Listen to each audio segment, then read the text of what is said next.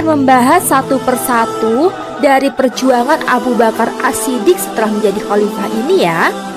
Pertama, bagaimana Abu Bakar As-Siddiq kemudian menumpas gerakan pengacau agama. Setelah wafatnya Rasulullah, timbul berbagai golongan yang menjadi tantangan pada awal masa pemerintahan Abu Bakar. Di antaranya adalah munculnya orang-orang yang murtad. Munculnya orang-orang murtad ini karena mereka belum memahami benar tentang Islam. Ada yang masuk Islam karena ikut-ikutan dan karena menganggap Islam adalah agama Nabi Muhammad SAW. Sehingga setelah Rasulullah wafat, mereka akhirnya kembali kepada ajarannya semula. Ada juga golongan yang tidak mau membayar zakat. Kebanyakan terdapat di sekitar Madinah. Mereka beranggapan bahwa membayar zakat itu hanya kepada Rasulullah SAW. Karena Rasulullah sudah wafat, maka mereka merasa tidak wajib lagi untuk membayar zakat. Sementara itu, orang yang mengaku dirinya sebagai nabi sudah mulai bermunculan. Mereka mengaku diangkat bersama Nabi Muhammad SAW dan diutus untuk menyampaikan ajarannya. Mereka inilah yang disebut dengan nabi-nabi palsu. Berikut adalah orang-orang yang kemudian menjadi nabi-nabi palsu. Yang pertama, ada Musailamah Al-Kadzab yang berasal dari Bani Hanifah di Yamamah. Kedua, ada Sajjah Tamimiyah yang berasal dari Bani Tamim yang kemudian menikah dengan Musailamah Al-Kadzab. Ketiga, Tulaihah bin Kuwailid yang berasal dari Bani As'ad. Keempat, Aswad Al-Ansi dari Yaman. Semua golongan yang murtad ini disebut golongan riddah, dan mereka ini harus diperangi sampai mereka mau kembali kepada kebenaran. Untuk menumpas mereka, Abu Bakar kemudian mempersiapkan 11 pasukan tentara yang masing-masing dipimpin oleh seorang panglima. Berikut adalah panglima yang ditugaskan oleh Khalifah Abu Bakar untuk menumpas golongan pembangkang. Khalid bin Walid ditugaskan memerangi Tolhah dan pengikutnya. Lalu Ikrimah bin Abu Jahal ditugaskan memerangi Musailamah Al-Kadzab dan pengikutnya di Yamamah.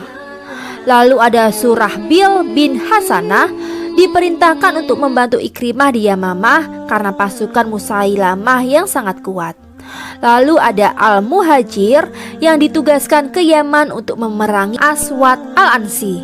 Lalu ada Huzairah bin Muhsin Al-Ghaffani ditugaskan menghadapi penduduk wilayah Daba dan Oman.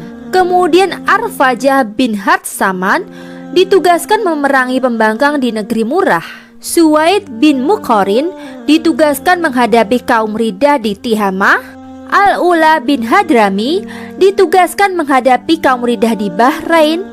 Turaifah ibnu Hajiz ditugaskan di Bani Hasyim dan Hawazin. Amar bin Ash ditugaskan ke negeri Quda'ah. Dan Khalid ibnu Sa'id ditugaskan ke tanah tinggi Syam. Kurang lebih selama 1 tahun, pasukan Abu Bakar dapat mengalahkan orang-orang murtad, nabi palsu, dan orang-orang yang tidak mau membayar zakat. Perjuangan Khalifah Abu Bakar berikutnya adalah perluasan wilayah dakwah Islam. Atas persetujuan para sahabat, Abu Bakar mulai mempersiapkan pasukan untuk ditugaskan memerdekakan beberapa wilayah keluar Jazirah Arab. Di antaranya adalah membebaskan Irak dari kekuasaan bangsa Persia. Di bawah pimpinan Khalid bin Walid yang dibantu oleh Al-Mutsanah bin Haritsah mengajak panglima Persia yang bernama Hormuz dan pasukannya untuk memeluk agama Islam. Tapi ajakan itu ditolak dan justru mereka malah menyerang pasukan Muslim. Sehingga terjadilah pertempuran yang hebat antara Islam dan pasukan Persia. Pasukan Muslimin berhasil membebaskan Irak dari kekuasaan bangsa Persia dan kemudian penduduknya memeluk agama Islam. Perjuangan Khalifah Abu Bakar As-Siddiq berikutnya adalah membebaskan Syria dari kekuasaan Romawi. Khalifah Abu Bakar mengirimkan pasukan dan mengangkat Khalid bin Sa'ad untuk menjadi kepala daerah Taimah. Di bawah pimpinan Khalid bin Sa'ad, pasukan Muslim berhasil menghadang pasukan Romawi.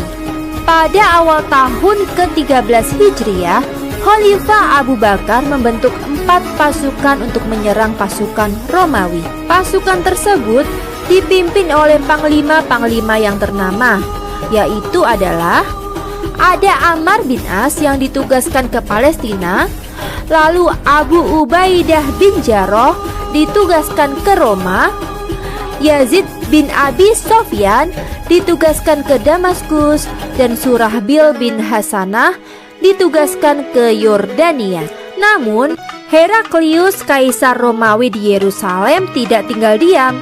Ia pun menyiapkan 4 pasukan sebagai tandingan untuk menghadang pasukan Islam. Mendengar kekuatan musuh yang begitu besar, Abu Ubaidah kemudian mengusulkan agar pasukan Muslim digabungkan. Usul tersebut kemudian diterima oleh Abu Bakar.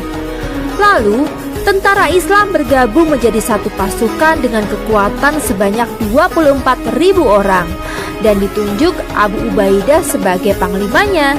Khalifah Abu Bakar memerintahkan Khalid bin Walid untuk segera membawa pasukannya ke Yarmuk dan membantu Abu Ubaidah. Ketika Khalid bin Walid dan pasukannya tiba di Yarmuk, perang sudah berlangsung. Pasukan Islam pun mulai terdesak. Panglima Islam kemudian diserahkan kepada Khalid bin Walid. Di bawah komando Khalid, pasukan Muslim dapat mendesak pasukan Romawi. Dalam perang Yarmuk ini, pasukan Islam memperoleh kemenangan.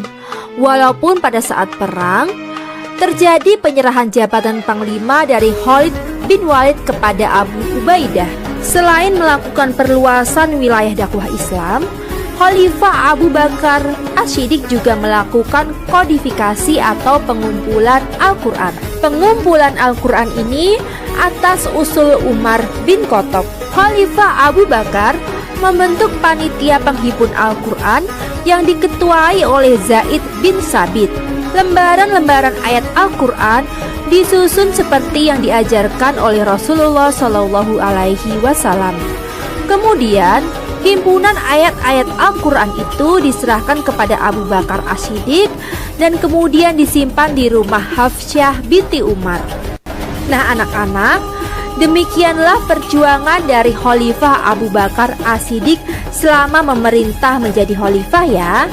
Nah, minggu depan kita akan melanjutkan materi dengan membahas peristiwa wafatnya Khalifah Abu Bakar As-Siddiq dan keteladanan dari Khalifah Abu Bakar As-Siddiq. Oke, sampai di sini pembelajaran kita hari ini. Mari kita tutup dengan bersama membaca hamdalah. Alhamdulillahirabbil alamin. Sampai berjumpa di pembelajaran kita selanjutnya ya. Wassalamualaikum warahmatullahi wabarakatuh.